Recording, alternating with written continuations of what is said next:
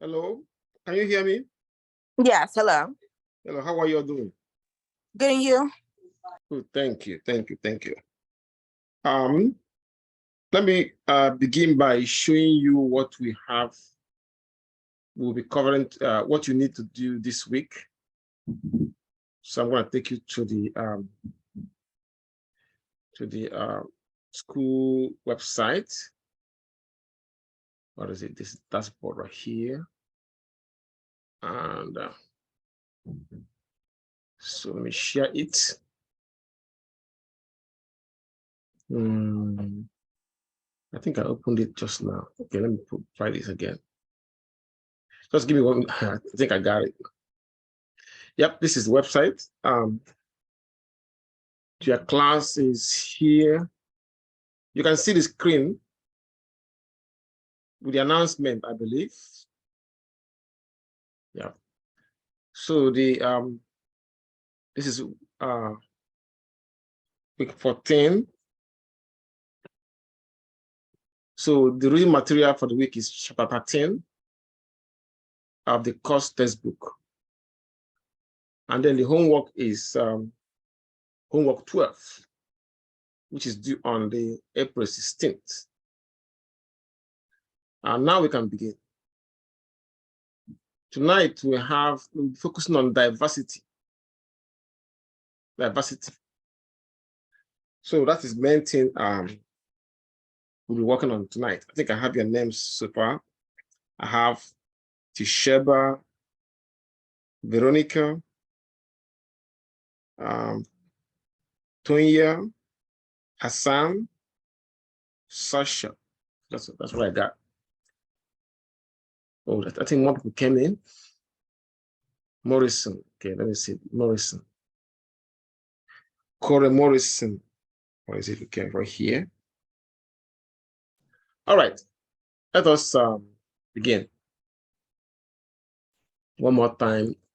Let me make sure that you have everything on the screen. Good, good, good. So we're focusing on diversity today. Before I begin that, any question for me? No. Oh, good, good then. So let us start. Well, I'm sure you must have heard of this word.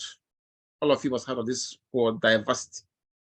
I mean, if you go to the website of many companies, they all have statements about, when I say they all, I mean majority of them, especially those that are corporate organizations, whether they are government organization or non-government organization, they always have a statement about diversity these days. It's almost like the gold standard. So I'm sure that you must have of it. So what is diversity anyway? When we say diversity, we are referring to a concept that encompasses everything and acceptance and respect. So it encompasses everything that's about acceptance and respect. So when we say diversity, our mind goes there. So which means that diversity means understanding that each individual is unique, whether it's at home, at a party, or in the workplace. But for this class, we are focusing only on the workplace when we talk about diversity. So diversity means understanding that each individual is unique and recognizing that our individual differences exist. So we understand that each individual is unique and we recognize our individual differences. So when we think of do these things, we are basically accepting, reflecting the existence of diversity. So this can be along the dimension of race, ethnicity, gender, sexual orientation, socioeconomic status. I think I mentioned age already. Okay, age. Let me say age. Physical abilities, religious beliefs, political beliefs, or other ideologies, so long as they are not destructive ideologies. So diversity also means the exploration of these differences in a safe, positive, and nurturing environment, which for this class is the work environment. Referring to work environment, we say environment. Well, not only work environment, but mainly for work environment, I should say. So that diversity is about understanding each other and moving beyond simple tolerance to embracing and celebrating the rich dimension of diversity contained within each individual. In other words, diversity is a reality that is created by individuals and groups from a broad spectrum of demographic and philosophical differences. So, well, what is the meaning of all this? Well, it means that it is extremely important to support and protect diversity because of because by valuing individuals and groups free from prejudice and fostering a climate where equity and mutual respect are intrinsic, then by doing that, we will create a success-oriented, cooperative, and caring community that draws intellectual strength and produces innovative solutions from synergy of its people. So you can see that this is a very important concept. We'll say diversity, very, very important concept that we need to embrace. As you can see from the photo I put here, it shows what a modern day workplace should look like. You see the all kind of individuals: white, black, Muslim, disabled, etc. Okay, so it's a reality. Now, at this point, we are ready to look at the next thing, which is the diversity management. Diversity management. So when we say diversity management, we mean that, or we are referring to organizational action that aim to promote greater inclusion of employees from different backgrounds into an organization structure through specific policies and programs. So when we say that diversity management, that is what we are referring to. So it is important to note that organizations are adopting diversity management strategies as a response to the growing diversity of the workforce around the world. So every organization is doing that. Also, advancements in technology now allow companies to hire and also manage employees from around the world and in different time zones, which means that companies are designing specific programs and policies to enhance employee inclusion and promotion and retention of employees who are from different backgrounds and cultures. In other words, in plain terms, the programs and policies are designed to create a welcoming environment for groups and that lacked access to employment and more lucrative job in the past. So trying to make those groups feel included is also what other some organizations are doing now. And because skill and talent come from different sources, while we help people in that group, we at the same time we gain by getting or tapping into talent that we won't have access to if we exclude them through program that does not embrace diversity. So we have that during the 1980s, the then United States President, I think his name is Ronald Reagan, in the 80s, so originally vowed to dismantle the equality and affirmative action laws that we have viewed as legal constraints in those days.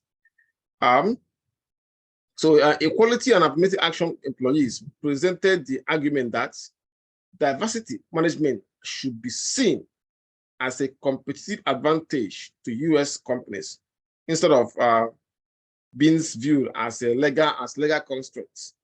So the discussion attracted research into the concept of diversity and the benefit of diversity management. So now also we know that there's the globalization of the world economy and the spread of multinational corporations brought a new twist into the concept of diversity.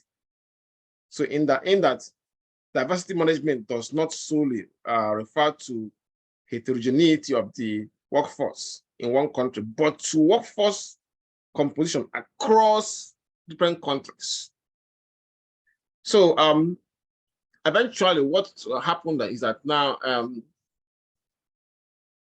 it doesn't work the way, it didn't happen the way that Ronald Reagan planned. And this is one of the few areas that I found Ronald Reagan to be wrong, but he was right in many things he did. Anyway, I think you get the point. Now we can now take a quick look at the diversity management. What is diversity management anyway? So we have two major types. We have the intra-diversity management approach. We also have the cross-national diversity management. Let's look at intra-diversity management. So this type of management deals with the administration of a workforce made up of citizens or immigrants working in a single country. So in this case, diversity program focus on providing employment opportunities to minority groups or recent immigrants, but it is mainly done in a single country. A good example is when a French company that implement policies and program with the aim of improving sensitivity and providing employment to majority of the ethnic groups. Another example is where a Japanese company have policies that policies and initiatives that is aimed at increasing sensitivity and allowing the country's diverse ethnic communities to, participate in either the workforce or the programs or any initiative that requires that. Okay. Now the second type is like I mentioned earlier, is the cross-cultural diversity. Cross-cultural diversity. Okay. The cross-cultural. So the cross-cultural diversity management involve sometimes we call it international diversity management. So it involves managing a workforce that comprises of citizens from different countries. So it may also involve immigrants from different countries who are seeking employment.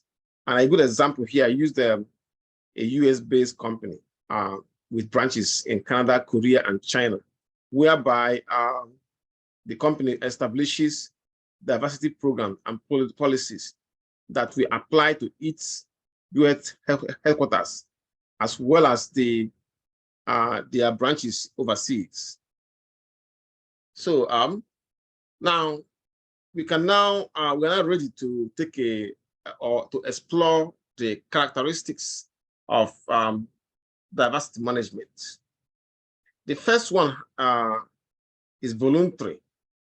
So unlike legislation that is implemented through sanctions, diversity management is a voluntary organizational action. So in other words, it is self-initiated by organizations with a workforce from different ethnicities, religions, nationalities, and demographics. So there is no legislation to coerce or a government incentive to encourage organization to implement diversity management programs. So they do it voluntarily. That's what I'm trying to say. They do that voluntarily. Then another characteristic is tangible benefits. Tangible benefits. So companies use the diversity strategy to tap into the potential of all employees and give the company a competitive edge in its industry. So in other words, it allows companies, it allows each employees, or regardless of his or her race, religion, ethnicity, or origin, to bring their talents and skills to the organization. So it is not surprising that a diverse workforce enables the organization to better serve clients from all over the world, since diverse employees can understand their needs better. Now the third one is that has to do with broad definition. So in this case, under this characteristic, we have that while legislation and affirmative action target a specific group, diversity management uses a broad definition, since the metrics for diversity are unlimited. They are unlimited. So in other words, or I would say in plain terms, the broad definition make the diversity programs more inclusive and has less potential for rejection by the members of the majority group or privileged sections of the society. Any questions so far? No. Any question, guys? No. Okay, so we are still here. Good, very good. So now let's take a quick look at the diversity and US culture. Yeah, we are going to explore diversity as it relates to the culture of the US workplace. Not only the workplace, in other whether you are volunteering at the organization or it is a workplace where you work, diversity has become a very a notable feature of US lifestyle. I would say lifestyle. So because in the workplace, even at leisure, where you go out for your leisure, you see a lot of people. At the point where people are saying that US is gradually becoming a nation of minorities, because a lot of people, it has a diverse population. When you go out these days, when I came to the US, it's really very hard to see places to find ethnic food or ethnic restaurants. But now they're all over the place. As a matter of fact, there is one very close to my neighborhood. Yeah, not very far from my neighborhood. The best way to put it, not very far from my neighborhood. Now we have African stores all over the place. We also have Caribbean stores. We have Ukraine stores. Ukraine restaurants. All kind of, is a gradually becoming a nation of minorities for real. So, but like I say, we focus more on, in this case, in the workplace. So now, which means that we bring us to the diversity of our US culture. So the US mainstream culture, or I would say, let me put it this way: the character of US culture has received much attention from historians, a lot, especially with respect to diversity. So they have received much attention from historians, sociologists, and other cultures. So characteristics originally identified by the anthropologists have been confirmed by large-scale empirical and cross-cultural studies. So in other words, let me put it this way, or let me say in plain terms, the US mainstream culture is consistently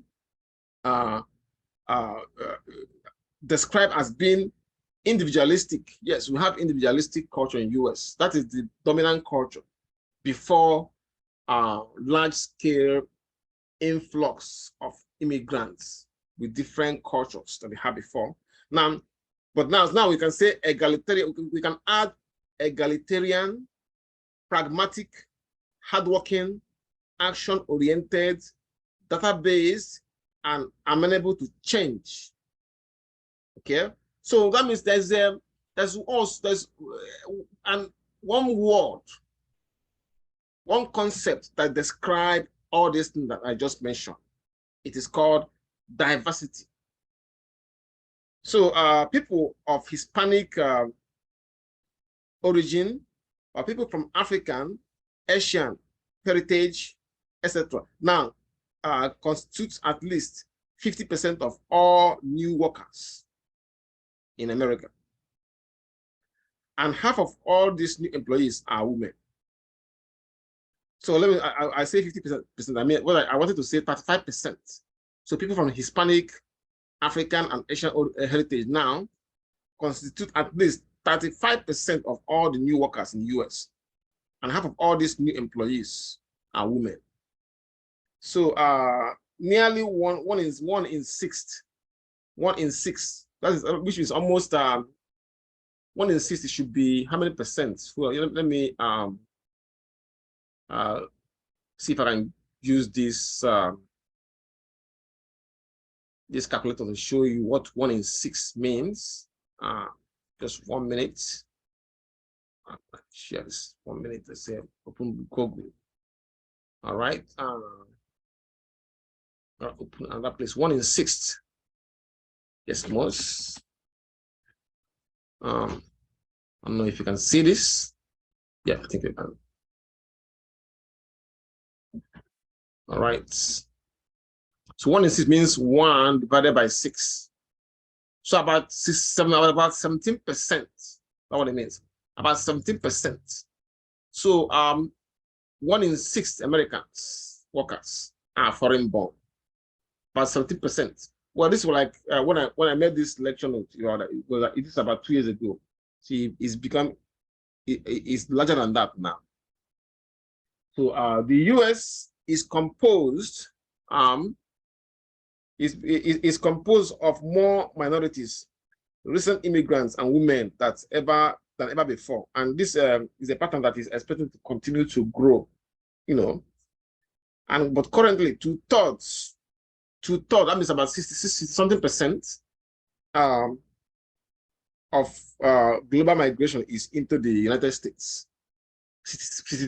Let's say 66% is inside the United States. That's 2/3. So, which brings us to the business, the idea that business have become more global. Yes, and it actually is a good thing, because now you're not, if you have a business, you don't have to meet yourself to United States. We want to look for material, whether the material is labor or products that you need for your business. You can find it in any part of the world where you can get it cheaper and affordable and bring it to US. That is the one of the good things about globalization.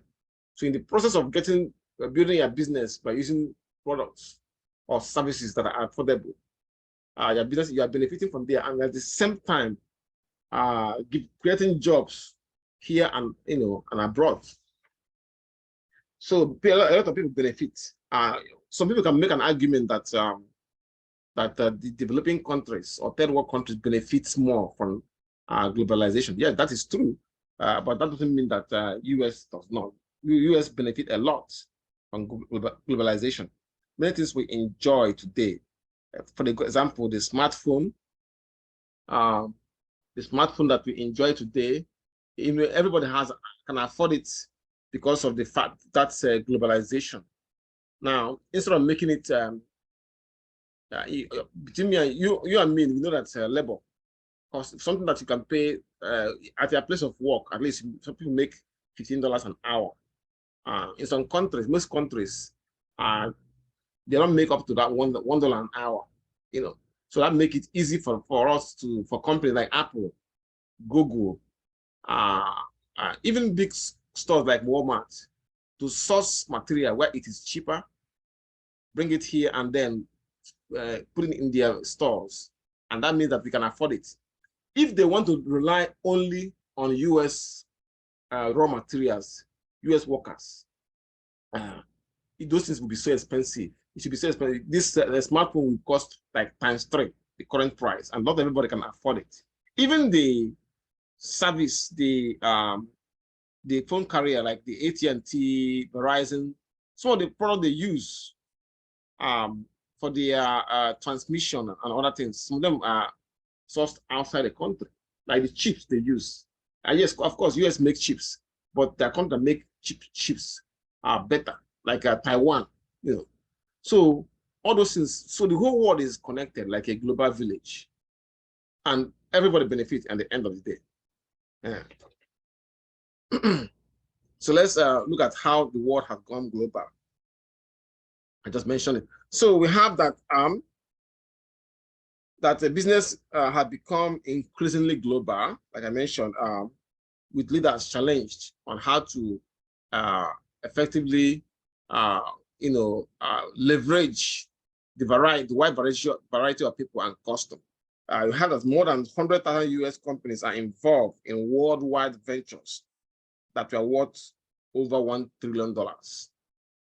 And also, as you can see from the screen, that the US corporations have invested more than $400 billion abroad and employ more than 60 million people overseas. So that's very significant. Now, let me give you an example. I've already mentioned this before, but let me show you how the simple thing, that device that you use, a simple device that you use is when you have that in your hand, you almost have the whole world in your hand. I won't say the whole world, about 5 countries in your hand. The Apple iPhone. So the Apple iPhone is a testament to that. So Apple iPhone 6 is an example of the global manufacturing. Now, the modem, battery, and Wi-Fi module come from 3 Chinese suppliers. So that means from China. The radio frequency transceiver is made by Qualcomm, also located in China. This is just a few of them. Now, we have that the rare minerals for circuitry, speakers, and screen colors come from California and China. Okay. Then the processors, parts of the processor come from South Korea and Taiwan. Okay, this is one product. The RAM, which is what we call it the random access memory. The RAM device comes from Samsung. It's made by Samsung, which is located in Korea. Then we have that the display and the camera came from different suppliers in Japan. Then chassis or body from China. Now, if I start to explore the other components, you see that some of them are made in Thailand, what do you call it, other Asian countries that are closer to US but have cheap labor and cheap material.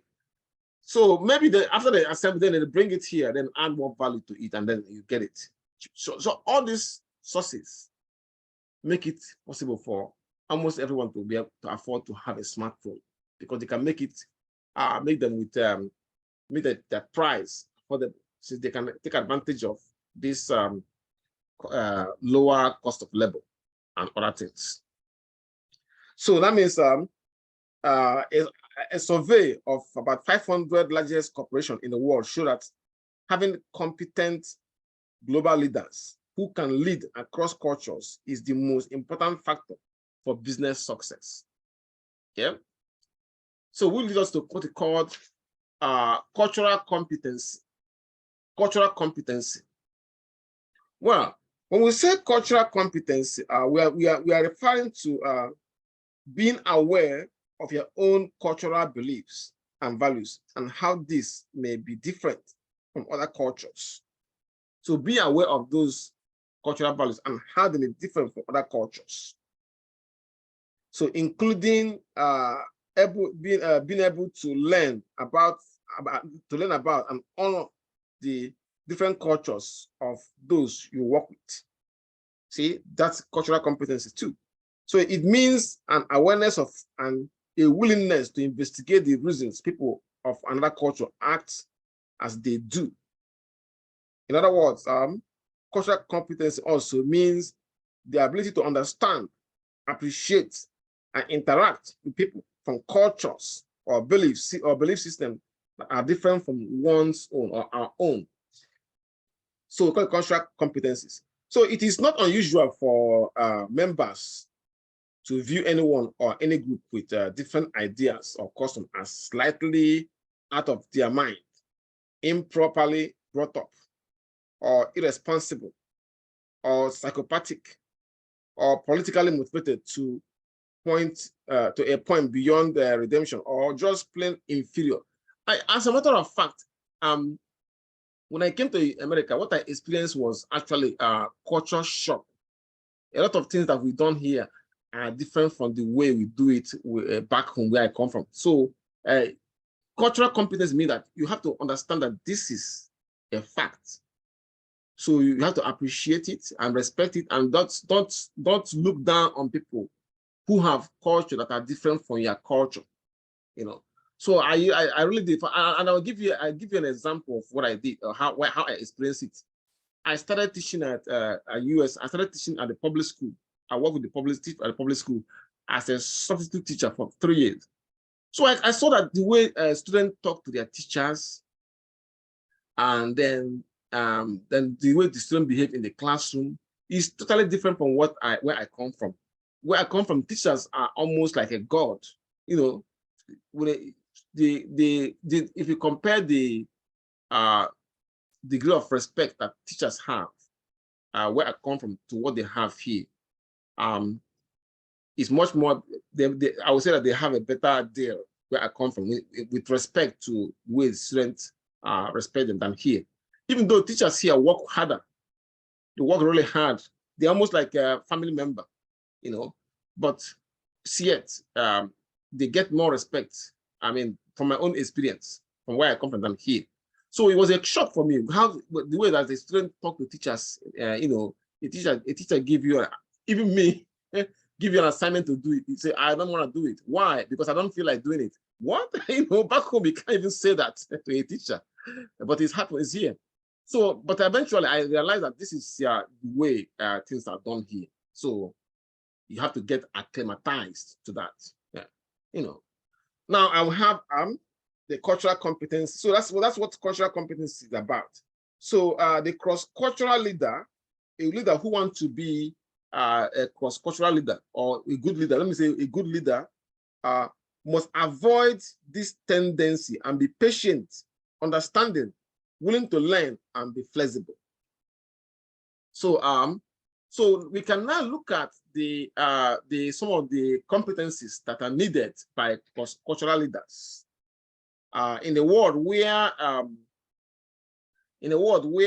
excuse me, in a world where diversity and globalization are the norm.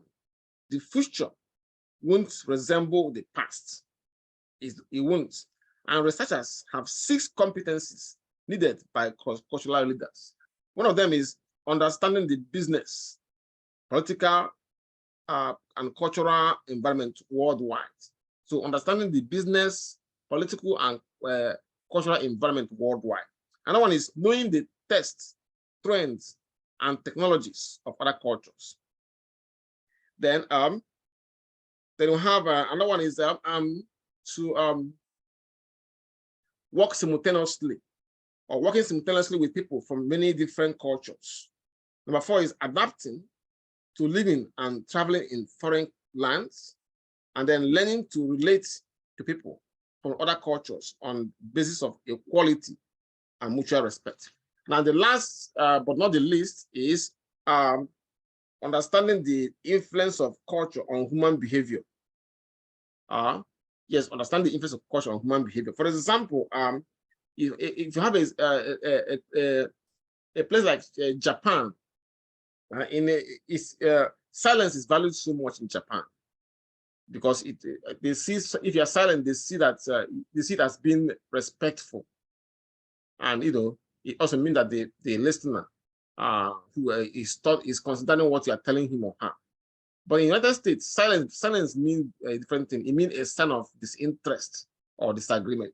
So you have to, find a way to understand those, and appreciate those things in different cultures.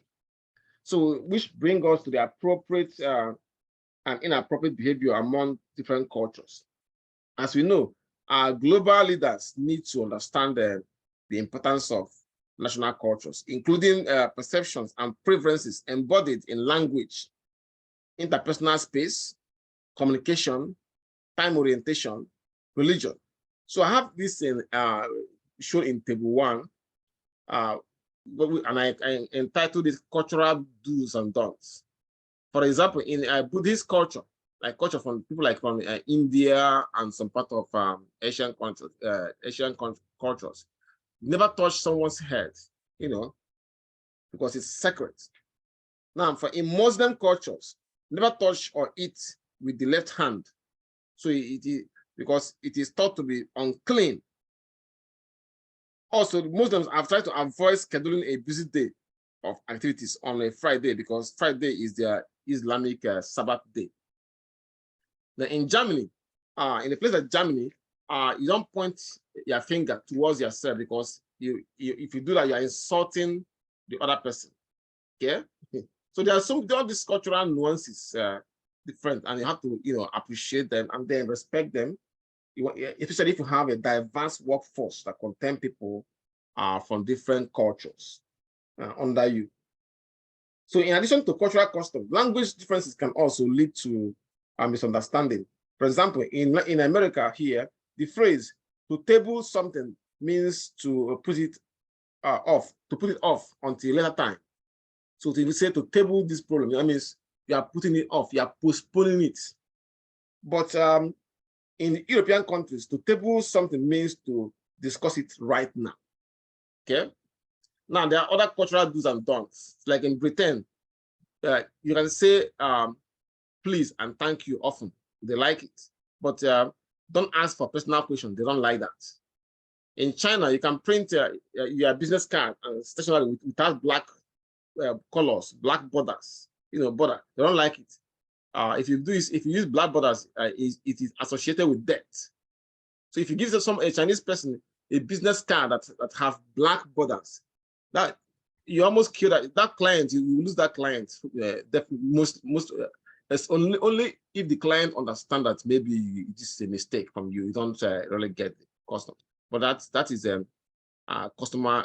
You might lose them completely. Okay.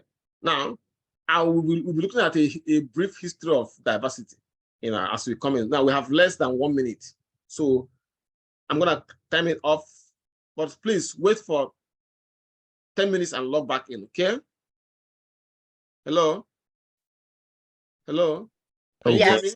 Yeah. I will time it up now. So when I do that, wait for 10 minutes, log back in, so that we can continue with a brief history of diversity. Okay. Oh, okay. All right. See you in a minute. In 10 minutes, I mean.